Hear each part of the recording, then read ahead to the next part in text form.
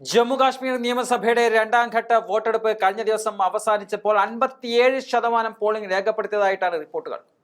6 ജില്ലകളിലെ 26 മണ്ഡലങ്ങളിലായി 239 സ്ഥാനാർത്ഥികളാണ് മത്സരരംഗത്തുണ്ടായിരുന്നത്. കാശ്മീർ താഴ്വരയിൽ 3, ജമ്മുവിൽ 3 എന്നിങ്ങനെ 6 ജില്ലകളിലാണ് വോട്ടെടുപ്പ് നടന്നത്. രണ്ടാം ഘട്ടത്തിന് കനത്ത സുരക്ഷയാണ് ഒരുക്കിയിരുന്നത്. ഈ ഘട്ടത്തിൽ 6 ജില്ലകളിലായി ആകെ 3502 പോളിംഗ് സ്റ്റേഷനുകൾ സജ്ജീകരിച്ചിട്ടുണ്ട്. മുൻ മുഖ്യമന്ത്രി ഒമർ അബ്ദുള്ള, ബിജെപിയുടെ സംസ്ഥാന അധ്യക്ഷനായ രവീന്ദ്ര റൈന, ജമ്മു കാശ്മീർ കോൺഗ്രസ് സംസ്ഥാന അധ്യക്ഷൻ താരിഖ് അഹമ്മദ് കാര എന്നിവരാണ് രണ്ടാം ഘട്ടത്തിലെ പ്രധാന സ്ഥാനാർത്ഥികൾ. ജമ്മു ഡിവിഷനിലെ ശ്രീമാത വൈഷ്ണോ ദേവി മണ്ഡലത്തിലാണ് ഏറ്റവും കൂടുതൽ പോളിംഗ് നടന്നത്. 75.29%.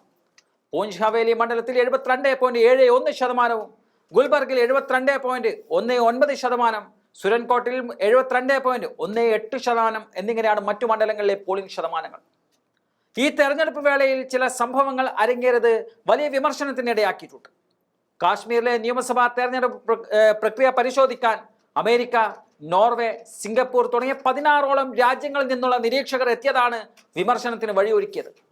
ഈ വിഷയത്തിൽ കേന്ദ്ര സർക്കാരിനെ വിമർശിച്ച് നാഷണൽ കോൺഫറൻസ് നേതാവായ ഒമർ അബ്ദുള്ള രംഗത്ത് വന്നിട്ടുമുണ്ട്.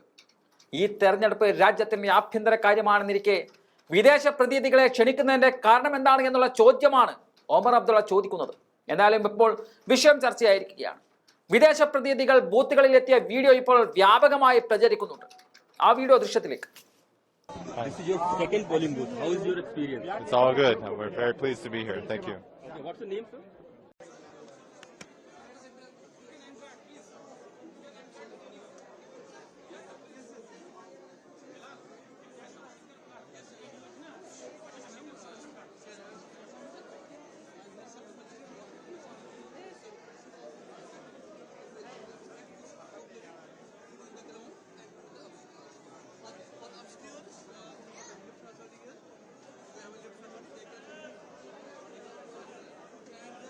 लाइन में मत आपको कोई बात नहीं, रैंकिंग चाहिए थोड़ा आगे चाहिए कोई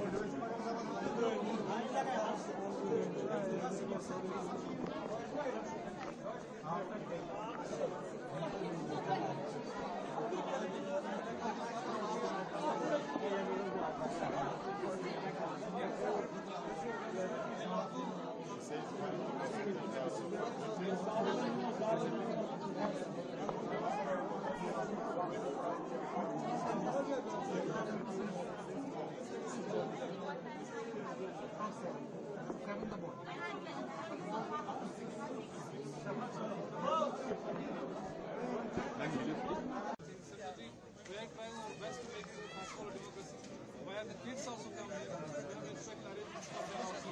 So this is how it will impact more on them and also strengthen the democracy. That's it.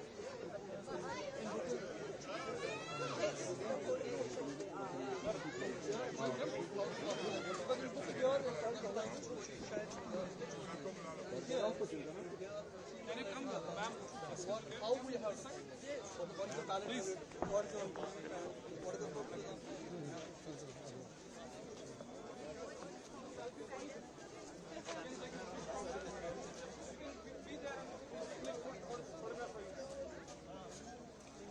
You can take photograph from this side.